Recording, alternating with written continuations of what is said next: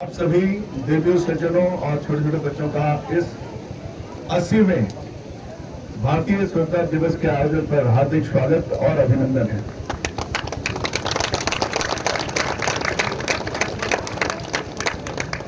गेदे सीमांते बीएसएफ कैंपे 80तम স্বাধীনতা দিবস উদযাপন। দেশ জুড়ে পালিত হলো 80তম স্বাধীনতা দিবস। সেই উপলক্ষেই নদিয়ার গেদে ভারত বাংলাদেশ সীমান্তে বিএসএফ এর 32 নম্বর ব্যাটালিয়নের ক্যাম্প চত্বরে দিনভর নানা অনুষ্ঠানের আয়োজন করা হয়। সকাল থেকেই এই অনুষ্ঠানকে কেন্দ্র করে ক্যাম্প চত্বরে উপচে পড়ে সাধারণ মানুষের ভিড়। জাতীয় পতাকা উত্তোলনের মাধ্যমে অনুষ্ঠানের সূচনা হয়। 32 নম্বর ব্যাটালিয়নের সিও সুজিত কুমার ক্যাম্প চত্বরে জাতীয় পতাকা উত্তোলন করেন। এরপরই বিএসএফ এর পক্ষ থেকে আয়োজন করা হয় অস্ত্র প্রদর্শনী ও বিশেষ ডগ শো।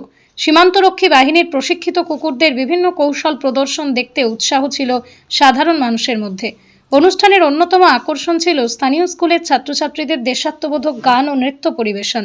স্বাধীনতা দিবসের আবেগে সামিল হয়ে পড়েন খুদে পড়ুয়া থেকে শুরু করে সাধারণ মানুষ সকলেই।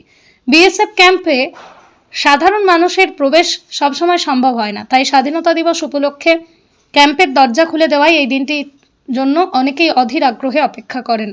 জিরো পয়েন্টের কাছাকাছি এসে স্বাধীনতার ইতিহাস ও দেশের প্রতি শ্রদ্ধাকে স্মরণ করেন বহু মানুষ। अभी तक हम 79 स्वतंत्रता दिवस आयोजित कर चुके हैं और ये हमारा 80वां आयोजन है। आज का दिन उन सभी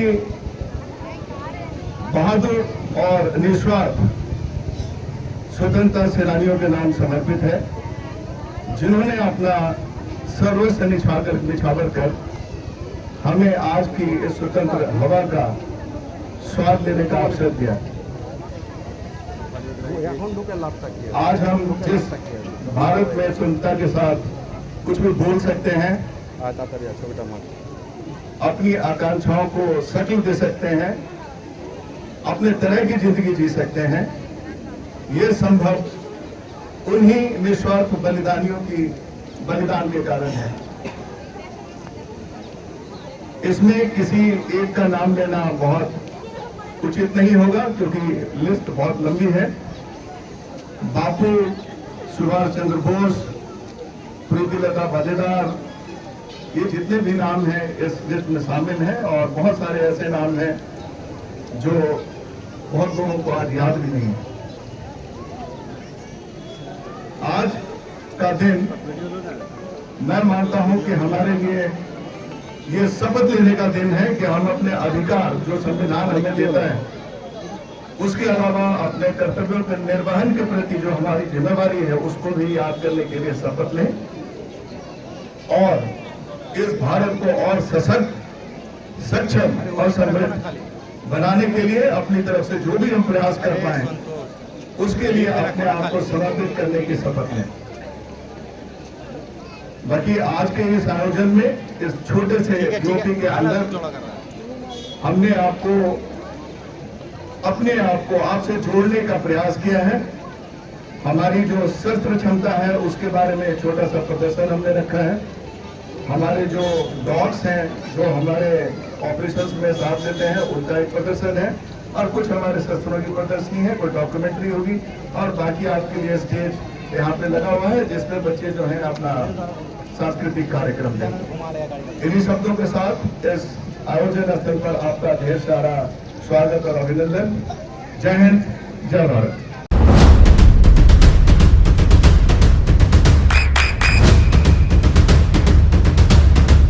বৃষ্টিতে স্বস্তি। বৃষ্টি অ্যাকোয়া বিশুদ্ধ পানীয় জল।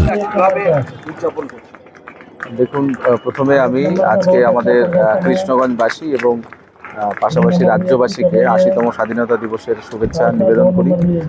বহু লড়াই, বহু সংগ্রাম, বহু আত্মবলিদানের মাধ্যমে 1947 সালে আজকের দিনে আমাদের দেশ স্বাধীনতা পেয়েছিল।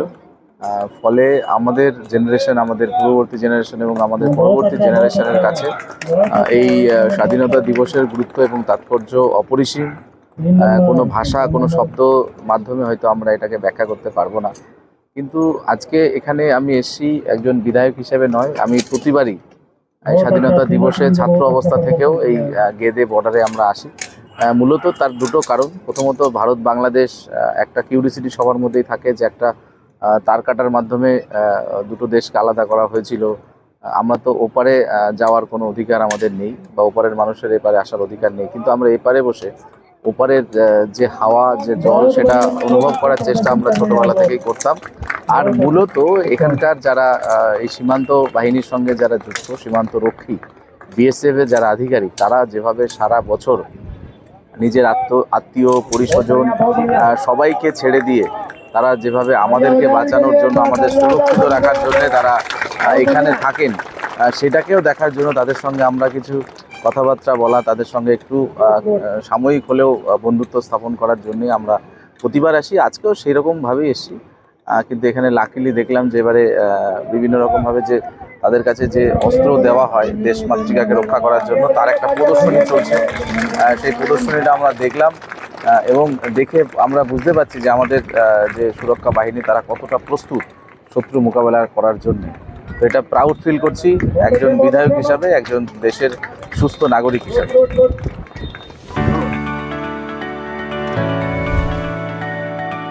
চোখের যত্নে এখন আরও আধুনিক এক ঠিকানা, স্বদেশ আই হসপিটাল, চাকদহ। চোখের বিস্তারিত পরীক্ষার জন্য রয়েছে উন্নত জাইস ডায়াগনস্টিক প্রযুক্তি। নির্ভুল পরীক্ষার জন্য রয়েছে আধুনিক ব্যবস্থা, পরীক্ষা থেকে চিকিৎসা ও উন্নত পরিকাঠামো। আপনার দৃষ্টির যত্নে স্বদেশ আই হসপিটাল। আমাদের ঠিকানা সুখসাগর রোড, চাকদহ, নদিয়া।